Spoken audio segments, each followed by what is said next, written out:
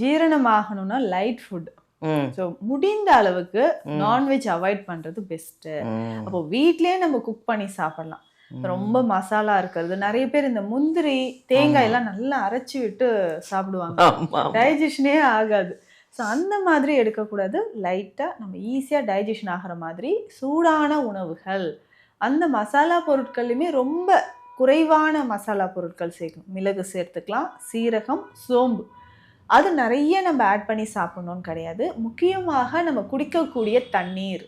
So தண்ணீர் வந்து வெது வெதுப்பான தண்ணீர், சில மூலிகைகள் சேர்த்து நம்ம குடிக்கணும். ஸோ இந்த தண்ணீரை நம்ம குடிக்கும்போது ஈஸியாக டைஜஷன் ஆகிடும்னு சொல்லலாம். ஸோ அப்போது என்ன பண்ணலாம், தண்ணீரில் கொஞ்சம் சீரகம் போட்டு கொதிக்க வச்சு அந்த தண்ணீரை குடிச்சிக்கலாம்.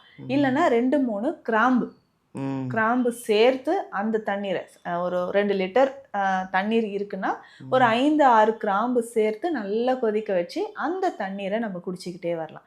ஸோ சீரகமோ இல்லை கிராம்போ நம்ம குடிச்சிட்டு வரலாம். சோம்பு சேர்த்த தண்ணீரும் குடிக்கலாம். பதிமுகம், இந்த கேரளாலாம் நல்லா பிங்க் கலரில் ஒரு தண்ணீர் குடிப்பாங்க. ஸோ அந்த பதிமுகம் அப்படின்னு சொல்லக்கூடிய அந்த பட்டை சேர்த்து குடிக்கும் போதும் லங்ஸுக்கு இது எல்லாமே ரொம்ப சிறப்பானது அப்படின்னு சொல்லலாம். இதுலேயுமே பேசிக்காக பார்த்தோம்னா விட்டமின் சி நிறைந்திருக்கக்கூடிய பழங்கள். ஸோ அது எடுக்கும்போது நமக்கு ஆட்டோமேட்டிக்காக லங்ஸில் வந்து ஒரு இம்யூனிட்டி வந்து நல்லாவே டெவலப் ஆக ஆரம்பிச்சிடும்.